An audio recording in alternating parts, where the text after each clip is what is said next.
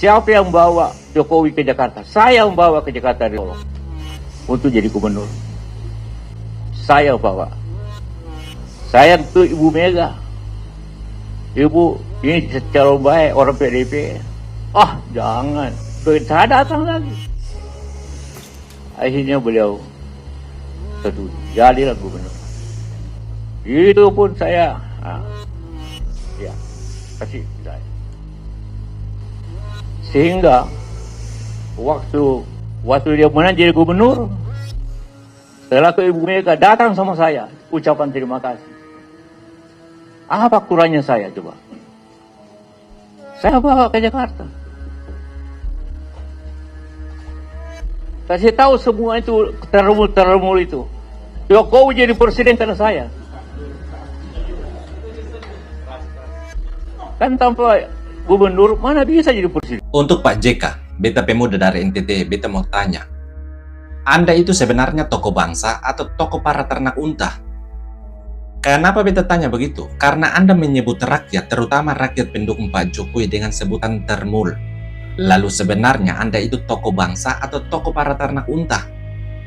Lucunya lagi, Anda berpikir dangkal macam para ternak unta dengan mengatakan, tanpa gubernur mana bisa jadi presiden?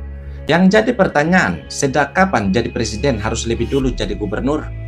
Lalu apakah Anda jadi wakil presiden karena sebelumnya jadi wakil gubernur? Apakah Ibu Mega yang Anda bangga-banggakan itu jadi presiden karena sebelumnya jadi gubernur?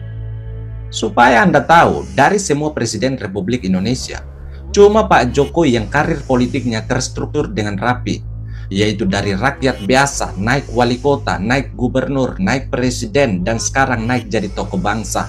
Lalu karir politik Anda dimulai dari mana, bos? Yang ada, karir politik Anda dimulai dari dipecatnya sebagai menteri macam Anies Baswedan.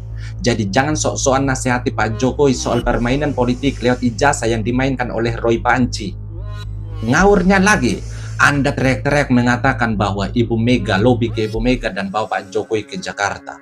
Dari pernyataan itu, beta bisa bilang bahwa Anda itu sedang menipu diri sendiri. Kenapa beta bilang begitu? Karena berdasarkan data dan fakta, saat itu Anda berada dalam posisi sebagai tokoh seniornya Partai Golkar. Sedangkan Partai Golkar saat itu mendukung petahana bernama Pak Fauzi Bowo. Lalu bagaimana Anda mengatakan lobby ke Ibu Mega dan bawa Pak Jokowi ke Jakarta, sedangkan Golkar mendukung Pak Fauzi Bowo? Anda itu hanya satu kali berkomunikasi dengan Pak Jokowi ketika jadi wali kota. Sedangkan Pak Prabowo berkali-kali lobby ke Ibu Mega dan Pak Jokowi. Bahkan Ibu Julia, temannya Pak Ahok, pada tahun 2016 pernah bersaksi dalam gereja. Beliau mengatakan sebelum PDIP melirik Pak Jokowi, itu Pak Prabowo dan Pak Hasim sudah lebih dulu bertemu dengan Pak Ahok di sebuah hotel. Walaupun saat itu PDIP masih berharap pada petahana Pak Fauzi Bowo, tapi Pak Prabowo yakinkan pada Pak Ahok bahwa beliau akan berusaha lobby ke Ibu Mega untuk duetkan Pak Ahok dengan Pak Jokowi. Dan kesaksian itu juga diperkuat oleh pernyataan Pak Hasim yang berkali-kali mengatakan bahwa beliau diperintah oleh Pak Prabowo untuk lobby ke Ibu Mega.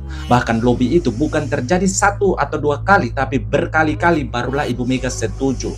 Jadi untuk calonkan Pak Jokowi di Pilgub Jakarta saat itu bukan hal yang mudah, tapi butuh orang yang penuh kesabaran, butuh orang yang rela merendahkan diri di hadapan Ibu Mega seperti Pak Prabowo. Lalu bagaimana orang yang mudah baper macam Anda mengatakan lobby ke Ibu Mega? Lagian Pak Prabowo saat itu berkali-kali lobby ke Ibu Mega untuk calonkan Pak Jokowi di Pilgub Jakarta. Arahnya jelas, bos. Karena Pak Prabowo punya partai. Pak Prabowo juga punya wakil gubernur saat itu, yaitu Pak Ahok. Lalu Anda saat itu punya apa sehingga teriak-teriak mengatakan lobby ke Ibu Mega? Punya utang terhadap negara sebesar 30 triliun. Kan lucu. Jadi stop cerita omong kosong, bos. Karena kami rakyat ini juga tahu persis bahwa Pak Jokowi bisa dicalonkan sebagai presiden karena hasil kerja keras. Hasil kerja keras ketika jadi wali kota. Hasil kerja keras ketika jadi gubernur. Dari hasil kerja keras itulah yang membuat rakyat suka. Lewat tingginya kepuasan masyarakat terhadap kinerja Pak Jokowi. Dari tingginya kepuasan masyarakat itu yang membuat partai-partai tertarik untuk mengusung Pak Jokowi di Pilpres.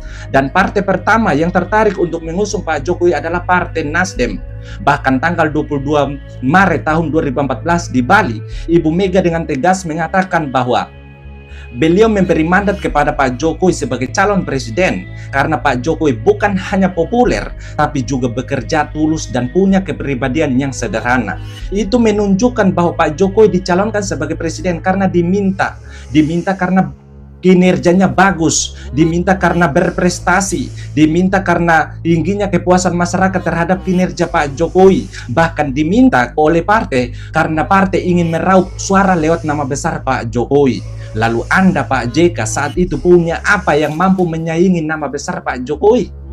Golkar saja tidak mau mendukung Anda di Pilpres 2014. Kok Anda malah teriak-teriak bilang Pak Jokowi jadi presiden karena Anda? Kan ngawur.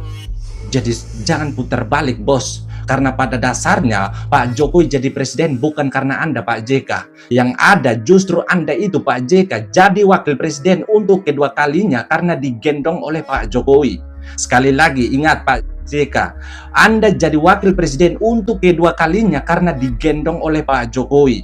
Jadi sadar diri bos, sadar diri dan buka mata lebar-lebar wahai para ternak unta dan ternak banteng, agar kalian dapat melihat fakta bahwa Pak Jokowi jadi presiden bukan karena andil dari pembina ternak unta yang bernama Chaplin, bukan juga andil dari pemimpin ternak banteng yang bernama Nenek Banteng, tapi Pak Jokowi jadi presiden atas hasil kerja keras. Hasil kerja keras Pak Jokowi, makanya rakyat memberi mandat.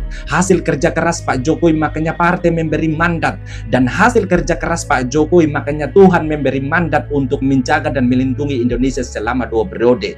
Bahkan Pak Jokowi juga diberi mandat untuk melindungi Indonesia dari COVID. Makanya saat ini kalian para ternak banteng dan para ternak unta masih bisa bernapas.